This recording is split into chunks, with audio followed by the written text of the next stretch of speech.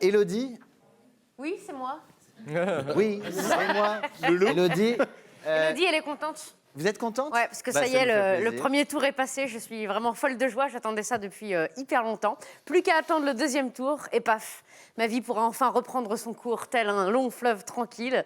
Parce que moi, vous savez, la politique, les chefs d'État, les affaires d'État, les scandales d'État et les falaises d'Étretat, je m'en fous comme de mon premier chignon. De toute façon, moi, à chaque élection, je vais vous dire mon petit secret, comme j'ai jamais été inspirée par aucun candidat et que je m'en fous, chaque année, je vote pour des gens qui m'inspirent vraiment. Tintin. Marie Curie, Lisa Simpson et cette année, Jérôme de Verdière. Ah, Oui, bravo. vous avez eu mon 0,0001%. C'est mon petit geste rebelle à moi. c'est gentil. Parce que moi, je m'en fous. Voilà. Qui va gagner des élections, je m'en bats l'isoloir. Va-t-il enfin y avoir une union de la gauche? Je m'en tape le marteau avec une faucille. Le programme économique de Marine Le Pen tient-il vraiment la route? Je m'en fous. Je comprends même pas ce que je dis, j'ai appris tout en phonétique. Comme Mike Brandt. Je m'en fous de tout ça. Du coup, ma vie est un enfer tous les 5 ans. Mes journées sont jonchées de blabla, campagne, blablabla, promesses, programme, meeting. Et le pire jour, c'est le premier tour, quoi. Ce dimanche est une plaie pour moi. À peine réveillée, je suis assaillie d'alertes sur mon téléphone portable. Ding! Sondage! 30% des électeurs de Marine Le Pen refusent de dormir dans le noir. Ding! Le saviez-vous? 70% des électeurs d'Éric Zemmour considèrent la cuisine comme meilleure destination de vacances pour une femme. Ding! Alerte enlèvement. Avez-vous vu le charisme de Valérie Pécresse? Je m'en fous. Je suis assaillie. Je saute du lit afin de prendre un petit déjeuner. Mon mari revient du marché avec 45 tracts. Entre parenthèses, Yannick Jadot, quand on se dit écolo, on évite de buter l'équivalent de 3 forêts amazoniennes. Mais que n'ai-je pas adressé la parole à mon mari belge vivant en France? Il n'a pas le droit de voter. C'est donc moi qui récolte le fruit de sa frustration à base de dis donc, quand tu penses que Marine Le Pen veut mettre fin au regroupement familial dans son référendum sur l'immigration, tu savais? Bah non, et je m'en tartine le quignon. Alors tais-toi et passe-moi le beurre en parlant de Marine. Ensuite, je tente de mettre un dessin animé à ma fille pour détourner son attention, parce qu'elle veut qu'on joue à la dinette et que j'en peux plus de manger des gâteaux à rien en parlant de Marine Le Pen. Mais là encore, la télévision est pleine de débats. Je hais les débats. Je préfère encore entendre des chats qui se battent en pleine nuit au milieu de la rue, ça fait moins mal aux oreilles. Les débats, c'est des gens qui parlent l'un par-dessus l'autre et on comprend rien à ce qu'ils disent. Mais laissez-moi parler, non mais vous, laissez-moi parler. Monsieur, je ne vous ai pas interrompu, ne m'interrompez pas. Mais ce que vous dites est faux. Et au milieu de ça, il y a un autre mec qui fait, mais laissez-le parler, c'est vrai, laissez-le parler. C'est aussi clair qu'un cours de braille en langue des signes. Et nous, on est censé comprendre des trucs. Moi, la seule chose que je comprends quand j'entends parler des hommes politiques, c'est qu'ils sont tous plantés de carrière. Humoristes, voilà ce qu'ils auraient tous dû faire. Zemmour, retrouvez Éric Zemmour dans son tout nouveau one-man show, Misogyne Tonique. Avec sa fameuse blague, dis donc, je sais pas si vous avez remarqué, mais quand les femmes prennent des congés maternité, c'est pour se reposer.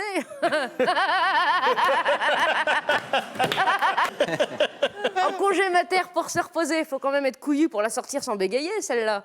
Alors lui, il faut qu'il lise les notices de ses médicaments, parce que comme diraient des cousins qui forniquent, il y a des mélanges qu'il faut pas faire. Moi, je propose qu'on lui extrait un morceau de barbac de 3,4 kg par un orifice quelconque, et qu'on lui fasse prendre son congé en le réveillant toutes les 3 heures pour lui accrocher des gencives au téton jusqu'à ce qu'il en ait des crevasses, et qu'on lui fasse caca dessus à intervalles réguliers pour voir comme il se repose bien. Humoriste, je vous dis. Valérie Pécresse, je cite la blague. Je filme occupé de l'Ukraine. Oh, oh, oh. Fais gaffe, Batman, tu marches sur ta cape. L'autre, elle ferait même pas rougir un feu de circulation, elle veut gérer la fin du monde. L'Ukraine elle-même lui a répondu. Oh non, Valoche, reste au chaud. Tu vas choper la grève, tu parles pas la langue. Ça va être relou. Non, faut plutôt qu'elle s'occupe de sa cagnotte Litchi pour rembourser sa campagne. Parce que 5 millions, ça se trouve pas dans le cul d'une vache. Alors qu'elle nous aurait demandé, nous à la base, on lui aurait dit qu'elle ferait pas les 5% et qu'il faut pas y aller. Il n'y a pas besoin d'un cabinet de conseil hors de prix pour ça. Un cabinet aurait suffi. Toc toc, y a quelqu'un à côté? C'est Valérie. Vous croyez qu'il faut que je me présente? Non. Et bim, c'est étorché.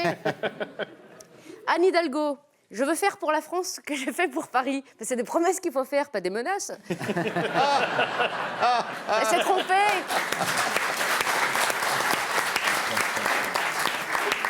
Vraiment, alors pareil, t'emmerdes pas, reste au chaud. Vraiment, je me fais le porte-parole de la France sur ce coup-là. Économise-toi, les bouchons, on va les laisser à Lyon, c'est mieux. Marine Le Pen, ma drogue, c'est le jardinage. Bon, on comprend mieux le programme, arrête de sniffer les bégonias. Hein. Puis il faut laisser ces pauvres chats tranquilles. Vous avez vu les chats de Marine Le Pen? Ils ont le poil mou et la moustache tombante. Ils chient dans leurs croquettes en mangeant de la litière. Faut faire quelque chose, faut pas les laisser comme ça. Le chat de Marine Le Pen, il s'appelle Adolphe Litière. C'est pas possible. On peut pas les laisser comme ça, ces pauvres bêtes. Jean Lassalle. Non. Ah. Ouais, salut Jean, on l'aime bien. Macron, la blague, c'est sa tête. Il a été élu en 2017, il était frais comme les mômes à Véronique Courgeot. Aujourd'hui, ce serait plus bâtonnet Findus mal pané. S'il est réélu, le seul point positif, c'est qu'on arrêtera de juger son écart d'âge avec Brigitte, parce que ça se verra plus. Poutou, pas besoin de nom de scène, c'est pratique. Poutou, je cite, je ne veux pas être élu. Bah, c'est bien, du coup. Comme dirait un très vieil homme en se déshabillant devant un miroir, ça tombe bien. Vous préviens. Bernard, ça lui a rappelé un truc, je sais pas. Rappelez les choses. Complètement. Je vous préviens, a-t-il dit, je ne veux pas être élu. Bah, c'est ce qu'on appelle une grosse prise de risque. Hein. Et moi, je vous préviens, je ne veux pas perdre mes kilos de grossesse. Je refuse, je le dis face cam, hein, je m'en fous. Puis attention, quand je dis quelque chose, je le fais. Non, franchement, je fais un peu de mise en scène. Si un jour, il y en a un qui veut se lancer, envoyez-moi vos courriers ici au grand point virgule à l'attention d'Élodie Pou, je verrai ce que je peux faire.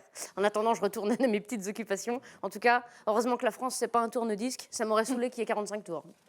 Bravo. Élodie Pou, que vous retrouvez sur scène, elle ne se présente pas encore. Deuxième tour, pas question de choisir entre Pizza Puitoni et Kinder Surprise. Oui, effectivement. Le 14 avril à Aix-les-Bains et le 20 avril à Ludre.